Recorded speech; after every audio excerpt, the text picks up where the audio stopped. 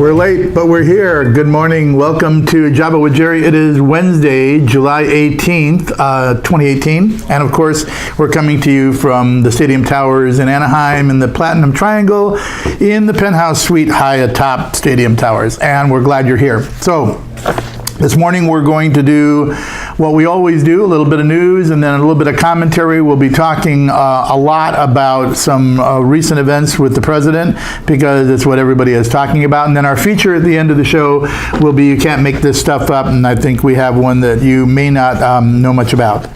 So let's jump right into it because apparently I have a lot to say about this. I'm going to sort of skip through the national news. I'm going to cover the national news, frankly, as part of my commentary. I've just decided now, as I'm sitting here talking about this, that I'm changing the order of things, which I'm sure my production staff just loves. Let me just go to the local news and the state news, and then we'll come back to the national news because I think it really ties together with what I wanted to talk about. So I just got to find out where that is. I do know what the state news was going to be about. There is a new effort in the state legislature that you're going to hear more about. I'm going to dial to it here in a minute, to change the way we do energy. And here it is, to get to 100% renewable energy by 2050, I think is the date they gave themselves a target, something like that. Not too far out, but far enough out, and they think they can get to 100% renewable energy. Listen, I think that's a worthy goal. Good for you. You want to have nothing but clean energy. I don't think it's necessarily realistic, but that's where they want to go. You know, clean air, clean water, pristine coasts, all of those are thanks to our efforts at protecting the environment, and that's a good thing. But I think we swung the pendulum a little too far now, and we're doing that with energy, and we need to stop this nonsense because we're killing our economy, and that's the point I think is really important. They're mandating now solar on every home that's being built by 2020. That's going to raise the cost of homes to our millennials. Now they want to do 100% renewables. That's raising the cost of energy sky high beyond what any of the other 49 states pay, and we're losing our young professionals. They're not staying here. They're going to practice their careers in other states, places where they can afford to buy a home. So the state news that I wanted to highlight for you was this push for 100% renewables. Come on, people, let's get with it and quit killing our economy.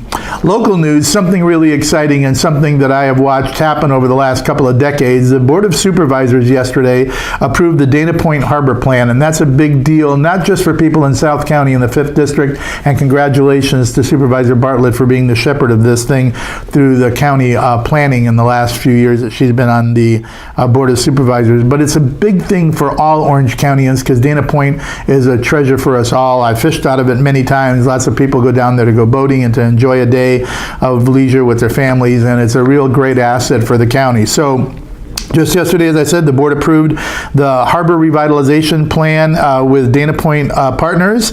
This is a plan that's been in making for more than 20 years. The harbor, as you know, is 47 years old and long overdue for redevelopment.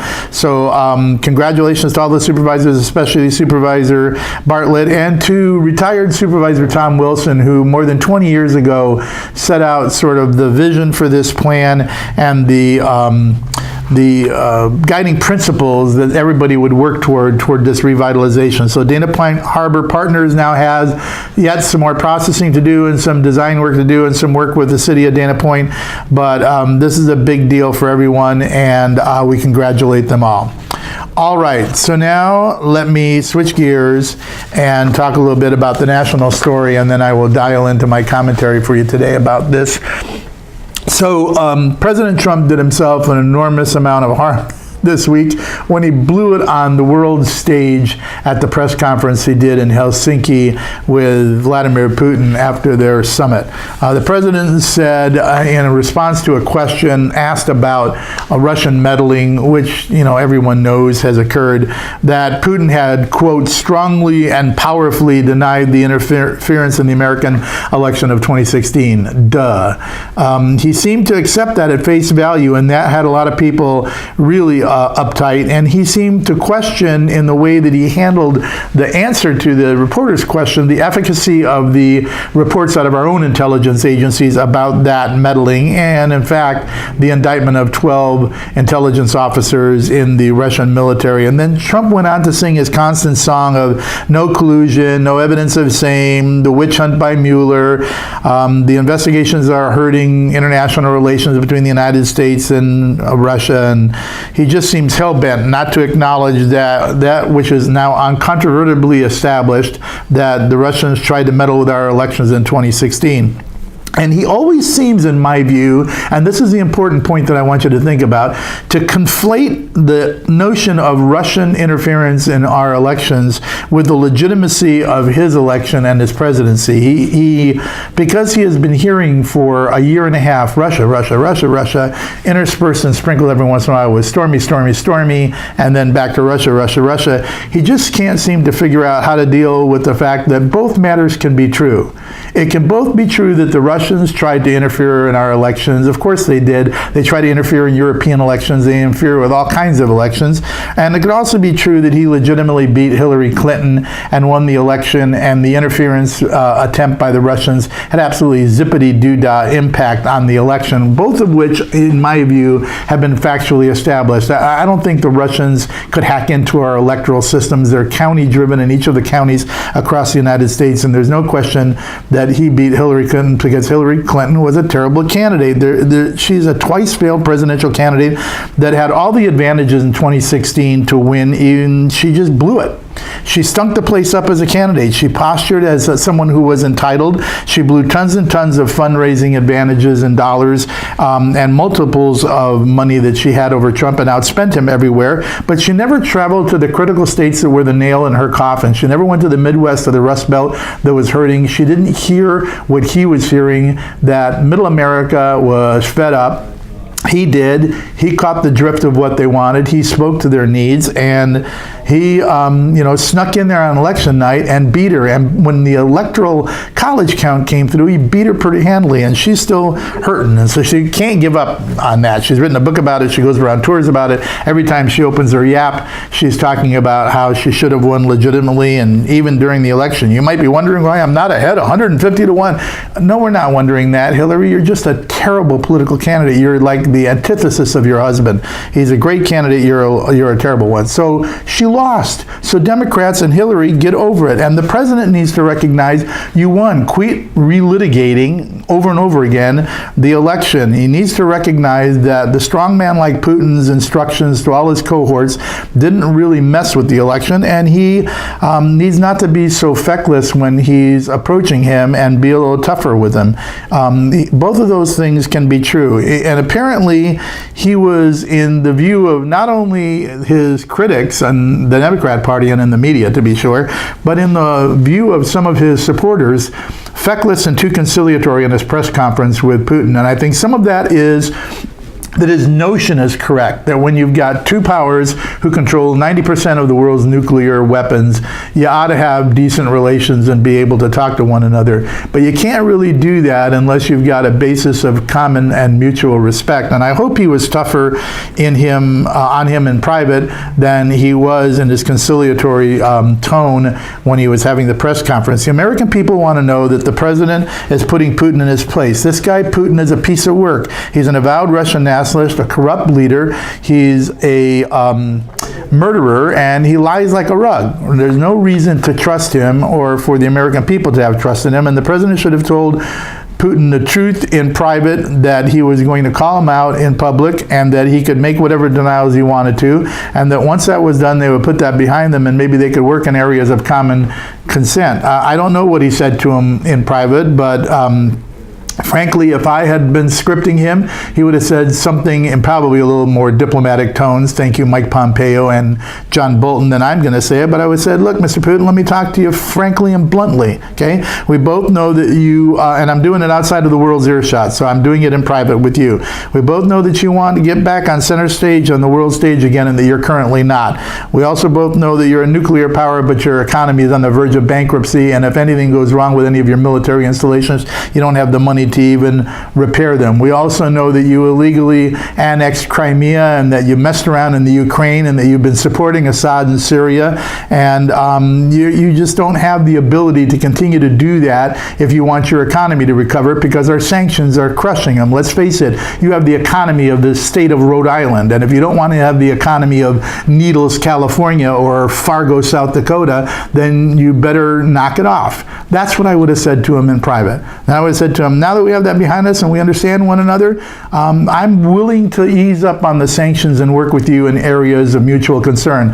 Let's make sure that both of us as powers, when it comes to oil and gas production, are getting our fair share of the market, and that we don't let the Middle East countries dominate it. Let's make sure that we make Iran toothless before they become a nuclear power and disturb the entire balance of power in the Middle East. Let's make sure that we work on the Syrian problem and get Assad where he needs to be, and that you stop messing around in those places and quit your cyberbullying. I mean, all of those things should have been discussed. And then when he got out on the press conference, he should have said flatly to the world, we had a very serious, direct conversation. I raised very strong points of concern, including his interference in our elections, and I told him I don't want to see it again. We've agreed to disagree on some things, but we also agreed to roll up our sleeves and see if we can put our relationship back together again.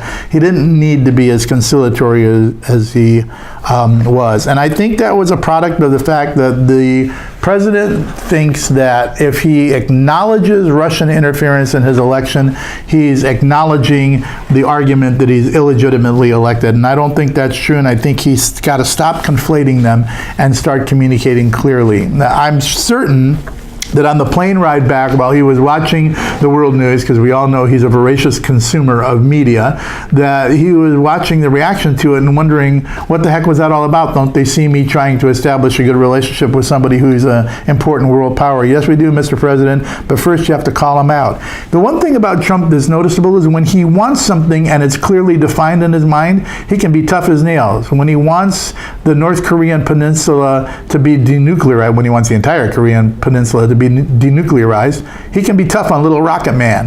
When he wants to make sure that he stops the illegal wave of Central Americans coming to this country and the drugs coming across the border, he can be tough on Mexico about a wall. When he wants to make sure that he is getting a policy in place that he's interested in, he is very direct about what he said. But he went into the meeting with Putin, I'm not sure, very clear about what he wanted out of it other than to establish a good talking relationship, and maybe they have that, but his public performance was abysmal, and he's hearing about it, and it brings me to my point that I want to make. You can't wing these meetings. You really do have to do a lot of preparation. I don't think that the president, given his stage of development as a president on this foreign affairs stage, should be having private one-on-one meetings with people like Kim Jong-un or Vladimir Putin. These are professional people who have got power in their regime, and they're much more prepared than he is. I don't think he should go to a meeting without Mike Pompeo and John Bolton in tow, and I think we would have less of these issues. And part of the problem is that winging it and not being clear about communications. The president is not always precise in the way he speaks. So that's my view of what happened on that. Let's talk a little bit about, though, this commentary on the clarity of communications. What did we learn this week? What did we learn from the mess in Helsinki that now everybody is criticizing? Here's what I think, as someone who works in a communications firm, and something I think you can take note of. These are hints for you that you can take into your day-to-day life. Have a plan and know what you want to say. Don't wing it. That's point number one that we've been talking about. Go in having been briefed by your peeps on what you need to ask for. Have a plan on what you want to get out of it. Know what you're going to say. Come out with prepared remarks and read them. When you put Trump on a teleprompter, he's good. You should do the same thing in your professional life. Don't go into a meeting that's important to you or to your business or your tech colleagues and just wing it. Take it from me. I stocked courtrooms for 30 years. You don't go into trial and just wing it unless you want your client to lose. Don't fall for false traps. We'll use Trump again as the example of this. His conflation of Russian interference with the threat that he was involved in collusion and that his election wasn't legitimate. Don't fall for those traps. Call things out for what they are. Don't conflate the arguments, and you won't appear to be Putin's poodle because you were too conciliatory, because you don't want to acknowledge the fact the guy tried to mess in your election. You should have said to him, you tried to mess in those elections. By the way, you're feckless. You didn't do very well. But he should call it out clearly. Before you go and do a public address, or before you talk to somebody in a meeting, or before you go do something that's important to you, like a presentation on a proposal, tell your speech, tell your talk, do your bit for a trusted listener before you take it out to prime time. Have somebody that you know will listen with intelligent ears and also with a critical eye, and that will give it to you straight. Listen to what you have to say. Don't just go unprepared. Never allow your opponent to set the narrative, and if they try to set the narrative, stop it early and clarify the record. The minute you let something out there that isn't accurate and then you start reacting to it, you're already losing. So you define the narrative. You decide what this story is going to be about. All right, if you go in and you make a mistake, and clearly the president did this week, admit it, right? He did do that the following day. He came out and said, I misspoke. But he does it in a way in which he says, I misspoke. I said would instead of wouldn't, or whatever his excuse was. I don't know what the meaning of is. And then he went on and said, I really had no reason to believe anybody but my intelligence agency that the Russians meddled. But it could have been other people too. Why are you equivocating? Just say, I believe my intelligence agencies that Russia meddled in our elections. Leave it there. Don't say it could have been other people too. He's constantly equivocating because he's conflating. Don't do that. Have a clear message and stick to it. So admit your mistake, express remorse, vow to learn from it, and then go humbly learn from it. That's the important thing that a communicator needs to know. If you blow it, admit you blew it, figure out why you did, and don't do it again.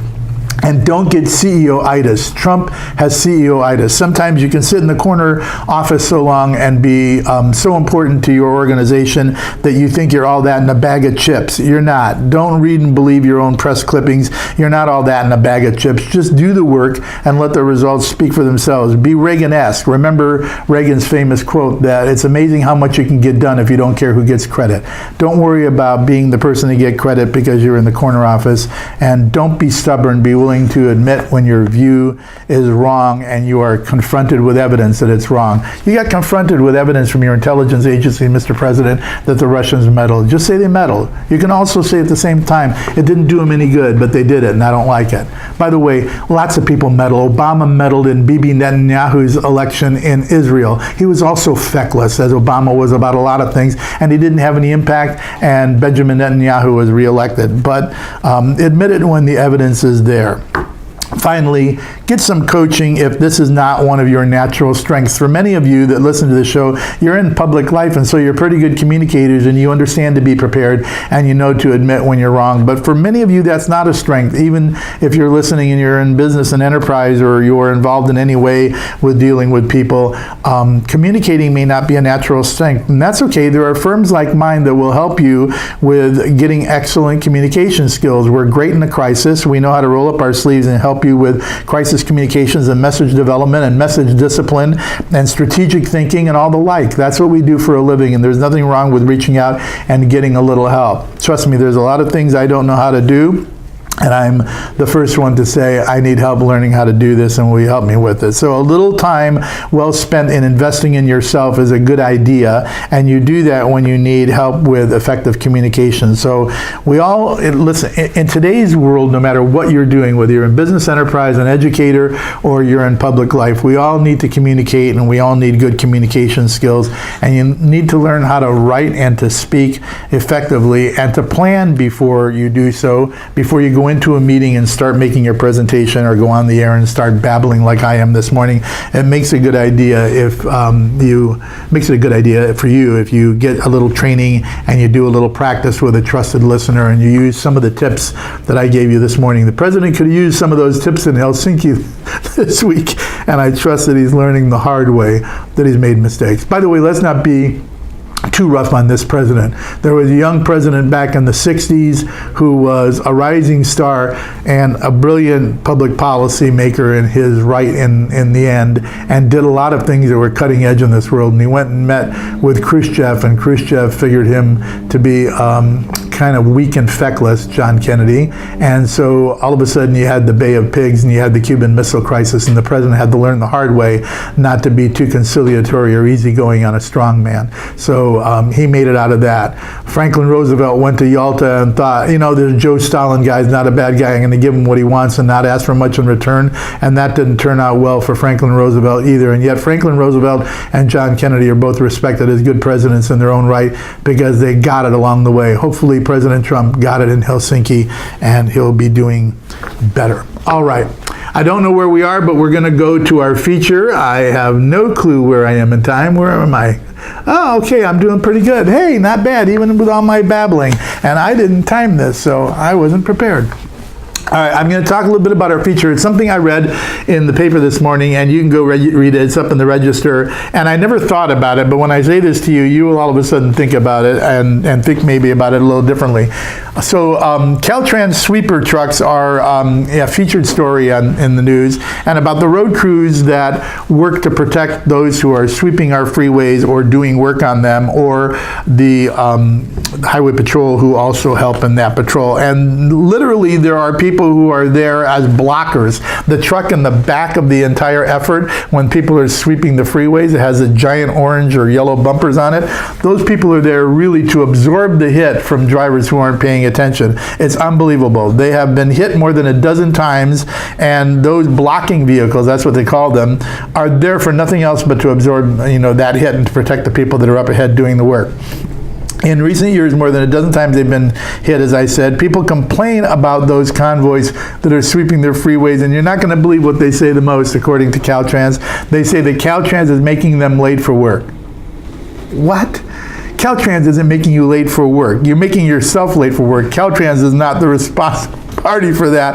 If they didn't sweep the freeway, you wouldn't be able to get to work because of all the debris on the freeway. You can always tell when you're driving the freeway when it's been a long time since they've swept it, because there's all kinds of rubber tire mess and trash and everything else that people throw out of their windows. So slow down, people. It's not Caltrans that's making you late to work. Sorry, boss, I was late to work today because they were sweeping the freeways. No, that one doesn't fly. Set your alarm and slow down a little bit so you don't run into the blocker truck. Can you imagine being the guy who goes, hey, Frank, here's your new job. Put on your orange vest, jump in that big truck. You're there to take a rear end whenever somebody is not paying attention.